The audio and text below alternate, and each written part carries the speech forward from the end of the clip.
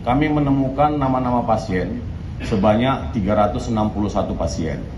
Selamat sore, salam sejahtera bagi kita semua. Shalom, Om Swastiastu, Namo Buddhaya, salam kebajikan rahayu. Terima kasih rekan-rekan media sore hari ini sudah hadir.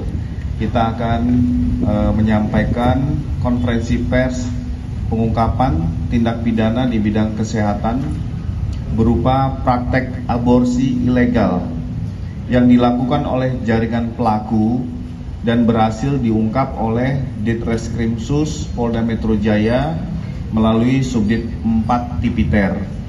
Di sini hadir langsung Bapak Direskrimsus beserta Wadireskrimsus, Kementerian Pemberdayaan Perempuan dan Perlindungan Anak Republik Indonesia diwakili oleh Ibu Admirlanti Ritonga. Terima kasih sudah hadir Ibu.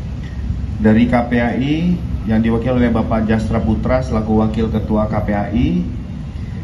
Dinas Kesehatan Provinsi DKI yang dihadiri oleh Dr. Octaviana Carolina selaku Kabid Kesmas, serta dihadiri oleh Kasubit Penmas.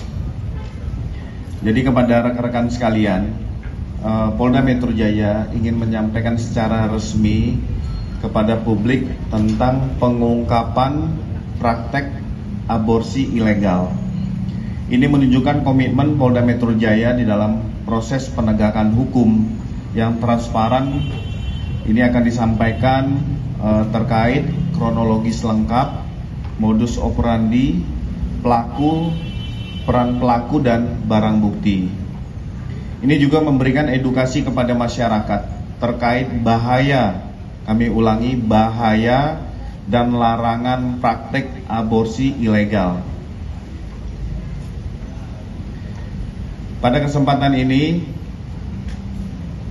sebagaimana kita ketahui bersama bahwa praktek aborsi ilegal merupakan perbuatan yang melanggar hukum, peraturan perundang-undangan di bidang kesehatan, serta bertentangan dengan nilai moral, etika, dan norma agama. Dari sisi kesehatan, praktek aborsi ilegal sangat berbahaya karena tidak menjamin standar medis, kebersihan dan sterilitas alat yang digunakan, sehingga berpotensi menimbulkan infeksi, gangguan kesehatan reproduksi, bahkan dapat menyebabkan keselamatan jiwa bagi perempuan. Berdasarkan hasil penyelidikan dan penyidikan, Ditreskrimsus Polda Metro Jaya telah mengungkap praktek aborsi ilegal di salah satu apartemen di wilayah Jakarta Timur, di mana dari tahun 2023 sampai dengan 2025 telah melayani 361 orang pasien. Nanti secara detail akan kita dengar bersama-sama. Bapak Direskrimsus akan menjelaskan, memaparkan kronologis, pasal pidana, peran serta dari para pelaku termasuk barang bukti. Silakan Bapak Direskrimsus. Terima kasih Pak Kabid Humas. Assalamualaikum warahmatullahi wabarakatuh. Selamat sore dan salam sejahtera untuk kita semua. Yang saya hormati dari Kementerian Pemberdayaan Perempuan dan Perlindungan Anak Republik Indonesia, yang saya hormati Komisi Perlindungan Anak Indonesia, Kepala Dinas Kesehatan Provinsi DKI, Bapak Kabid Humas, Wadireskrimsus, Kasubdit 4 Tipiter, beserta seluruh penyidik, dan tentu saja rekan-rekan media yang sudah hadir pada sore hari ini, yang kami hormati dan kami banggakan. Tentu pertama-tama selaku umat beragama kita tidak henti-hentinya untuk mengucap syukur atas kesempatan, kesehatan, sehingga kita bisa berkumpul di tempat ini dalam rangka press conference terkait dengan pengungkapan tindak pidana aborsi ilegal yang tentu saja diungkap oleh Subdirektorat 4 Ditkrimsus Polda Metro Jaya.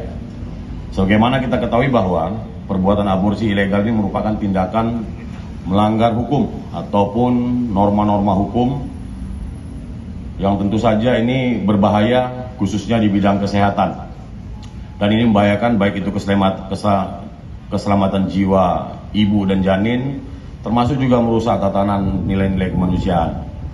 Dari sisi kesehatan tentu perbuatan aborsi yang ilegal ini sangat tidak memperhatikan, baik itu dari segi kebersihan, kesterilan alat-alat, ataupun prosedur-prosedur yang digunakan pada saat melakukan tindakan aborsi.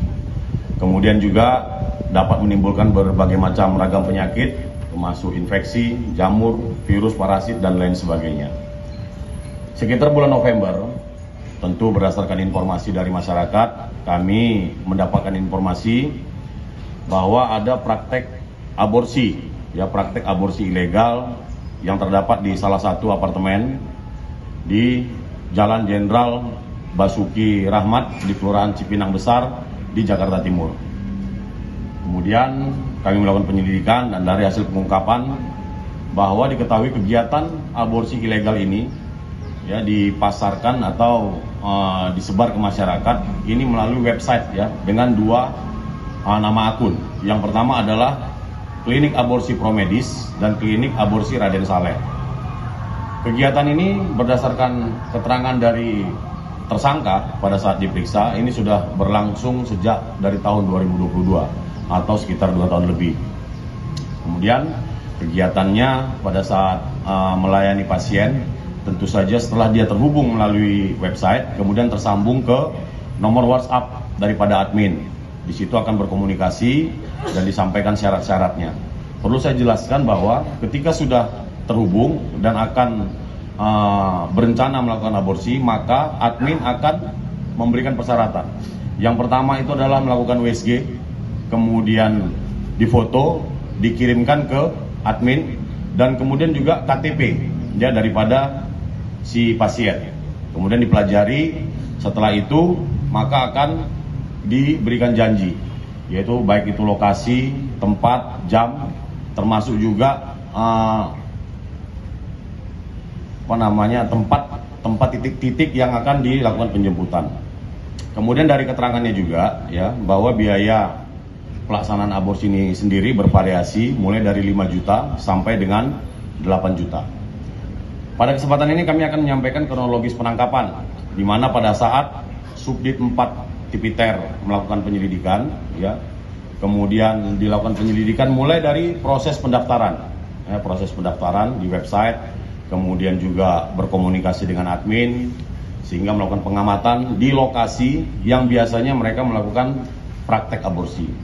Kemudian setelah melakukan pengamatan, tepat sekitar bulan November, ya, petugas menemukan 2 orang wanita berinisial KWN dan berinisial R berada di lobi selatan di salah satu lobi selatan apartemen ya yang ada di Jakarta Timur.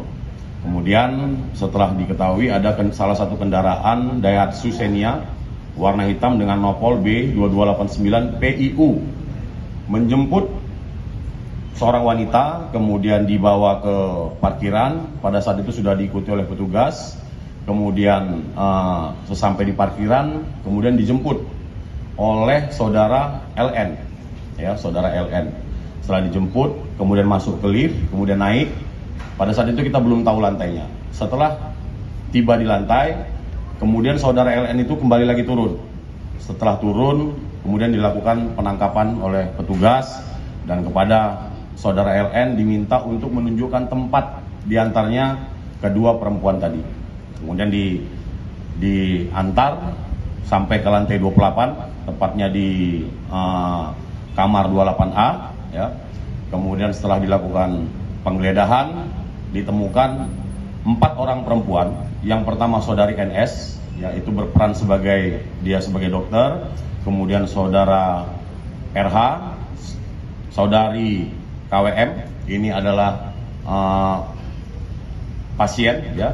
Dan saudari Renita.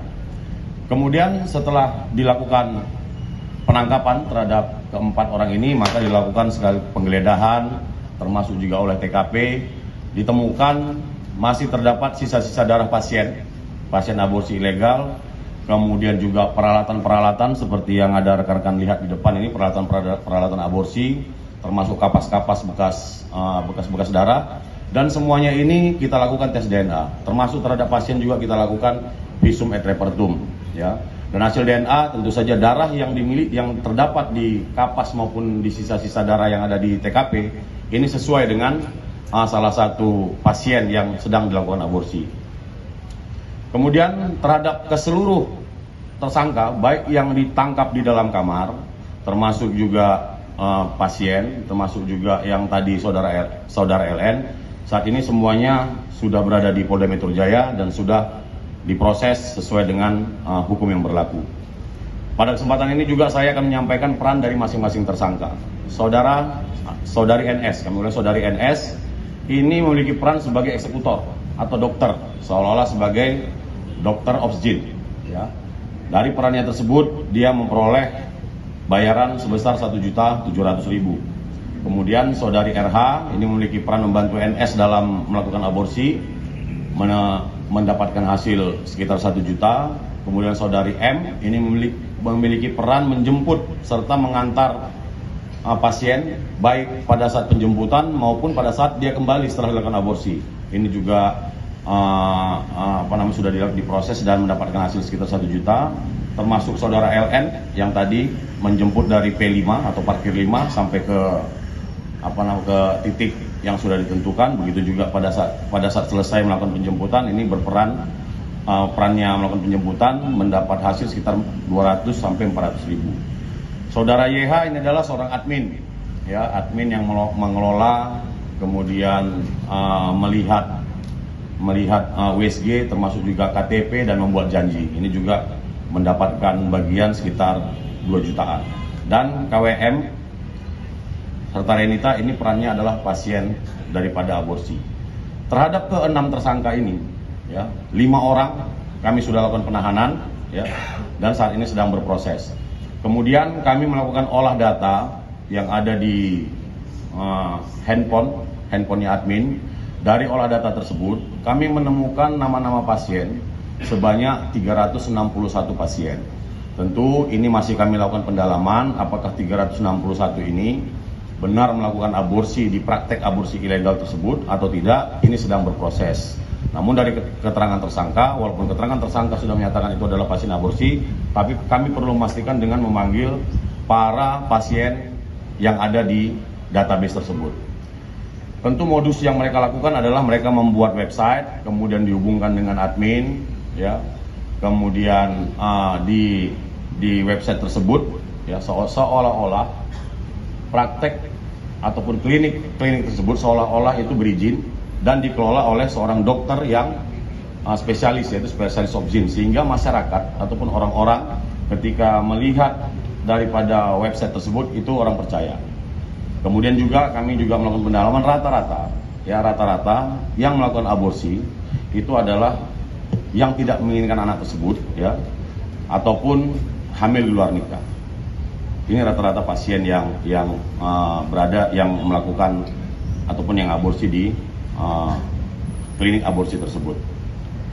Kemudian rekan-rekan, kami sudah melakukan pemeriksaan terhadap 15 orang saksi dan memeriksa 5 orang ahli, yaitu baik ahli pelayanan kesehatan, ahli obsgin, ahli DNA, termasuk juga visum, ahli kesehatan maupun ahli pidana. Barang bukti yang berhasil kami sita yaitu 1 unit mobil DH Susenia. Kemudian barang-barang yang kami temukan pada saat olah TKP di kamar, ya, kamar apartemen, ya, seperti kapas, kemudian obat-obatan, gunting dan lain sebagainya.